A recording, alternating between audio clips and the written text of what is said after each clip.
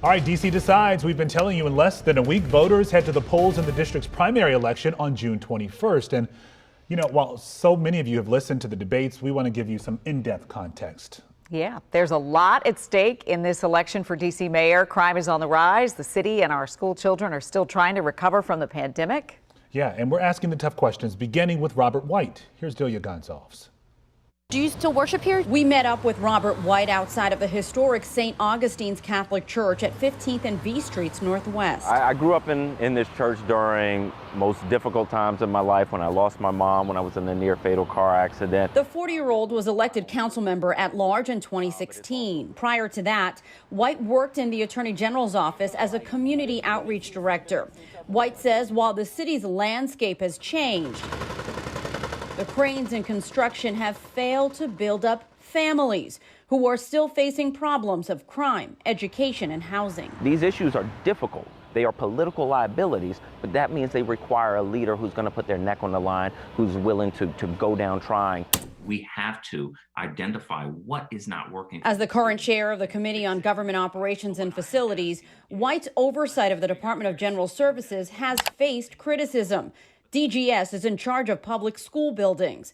The agency promised that HVAC systems were upgraded for the return to in-person learning, but many systems failed or never received those updates. What do you say to parents and teachers who said, well, that's on your watch? You were there. We're always asking the Department of General Services, have you prepared for this? What have you done? Tell us what you've done. We go inspect it ourselves. But at the end of the day, the council doesn't run the agencies. What I realize is that we need somebody running our city who's going to hold our agencies accountable. And as more school-aged children become victims and perpetrators of crime, White's looking to increase after-school and vocational programs for adults, housing, substance abuse services, and jobs. People deserve the dignity of good-paying jobs, and people with good-paying jobs are not committing a lot of crime. On police, we need to be hiring other people to take care of the non-crime related issues so that we can solve cases, patrol, respond to crime. On gentrification, who can have the difficult conversations with developers to say, look, we want you to build in the city, but if you're members of our community, you have to be building the housing that we need. On the unhoused, you can't do that when you go in with police and bulldozers and dump trucks. You have to have empathy. This is a time in our city's history where we have more money than we have ever had. This is the time where we try new things, where we make sure we're fixing problems. Delia Gonzalez, USA 9. Good climbing. You got it. You can do it. Mayor Bowser hopes her hometown, with its 700,000 residents, will see her as the one to move the city forward. There you go. But right now, her #1 constituent, 4-year-old Miranda, would like a word or two at the end of a long day at school. Mama, how was your meeting? My meeting was good. Mom, I like your outfit. You like it? It's pretty, right? This playground is in the heart of Ward 4, a place Bowser represented on the council. It sits amid the vast 66 acres of land the district owns on the grounds of the old Walter Reed. Do a selfie. Turn around. Do a selfie. 8 years ago, Mayor Bowser promised to reimagine spaces like this one around the district with retail, schools, affordable housing, new jobs, and more. We believe very strongly in a mixed income strategy so that people, no matter what their incomes are, have access to great amenities. The council just approved almost all of my requests for $450 million in more affordable housing, and we're going to try new programs to make sure that we're really focused on increasing Black home ownership in our city. Bowser believes the city was headed in the right direction until COVID struck. Over the weekend, we announced the first 2 presumptive positive cases of COVID-19 in Washington, D.C. I know where we were when we went into COVID. We had AAA bond rating, balanced budgets, very robust economy. We had the lowest unemployment in Ward 7 and 8 since those numbers have been recorded. You ready? 1, 2, 3. D.C. residents are confident again in their public schools, and we had 9 straight years of growth. That's good swinging. It's very important that we stay the course, help our kids catch up, focus on the areas where we need some work. Safety is definitely on the minds of voters as gun violence has spiked in the district. The mayor's opponents say she hasn't done enough to stem the tide. But the mayor says the city will be investing in programs like violence interrupters, programs for jobs, peace pop-ups, and police, all to help pull the city out of the cycle. But we can't police our way out of this problem, right? We can't police our way out of it, but we certainly need the police that we need. Hi, how are you? Good to see you. As we travel up Georgia Avenue, she points out what's next for the project she's invested a good deal of her capital. Now you can really see the housing coming out of the ground, and you can see the town center taking shape.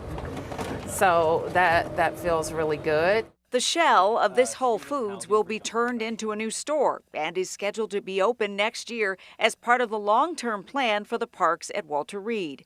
Mayor Bowser hopes when she walks through the doors, she'll be able to say promises made, promises kept, this time as only the second mayor of D.C. to serve out a third term. How you doing? Trayon White. I know. Oh, okay. I know exactly who you are. Okay. How old are you?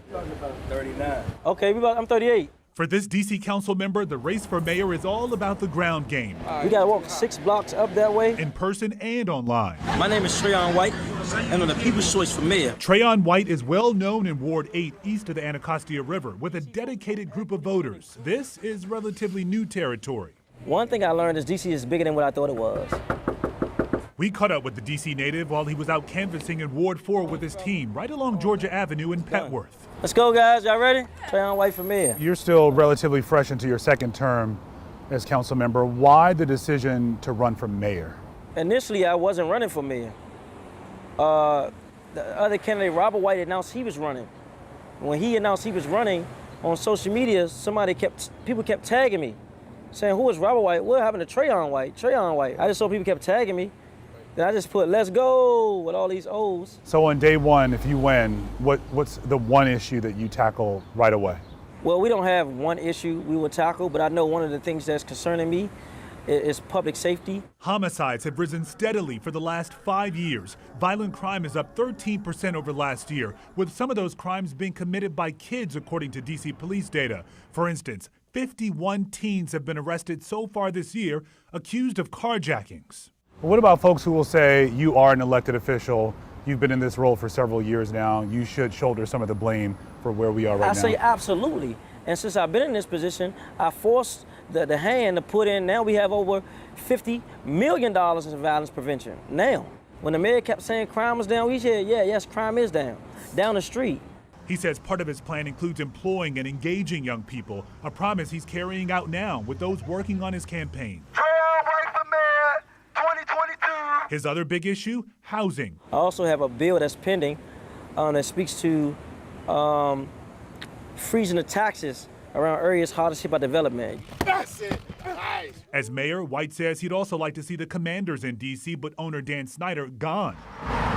White also wants to lower fines for red light and speeding camera tickets and is sticking by his controversial stance against COVID vaccine mandates. That's not responsible leadership. I don't support that at all. And I think that as government officials and as a father, I wouldn't want nobody giving my daughter or my son anything that I don't know about without my consent. I think that's wrong. So even if scientists say this is what can end this pandemic, this will keep you safe? Again, what I'm telling you, I'm overemphasizing. I do not support the government telling parents what they're going to do with their child without their consent. Point blank, period. People compare me to Muriel Bowser or say that I'm the next Muriel Bowser. White says if he's fortunate, he'll get to follow in the late mayor's steps, who was also a Ward 8 council member. I'm like, wow. And I learned a lot from him.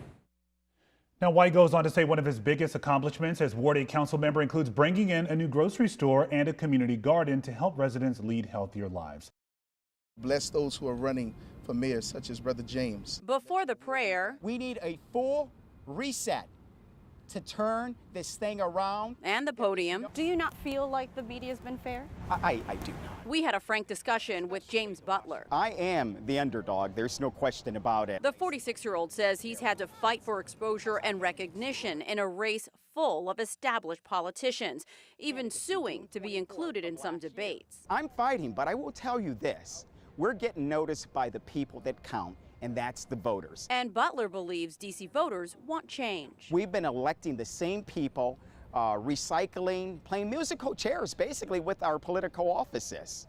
and people's lives are at stake. So Butler's plan to address crime, more police officers, housing incentives to help hire 700 officers in the first 4 years, who he says will work alongside mental health professionals, double the size of the police department's gun recovery unit, and develop an anti-loitering task force. They will not be given any arresting power, but they will be charged with powers of compassion to discern what these people need. On education, free tuition to UDC for DC residents, more vocational programs in high school, and I will ensure that funds are earmarked for schools east of the river that may not be making the grade in math, science, or where have you.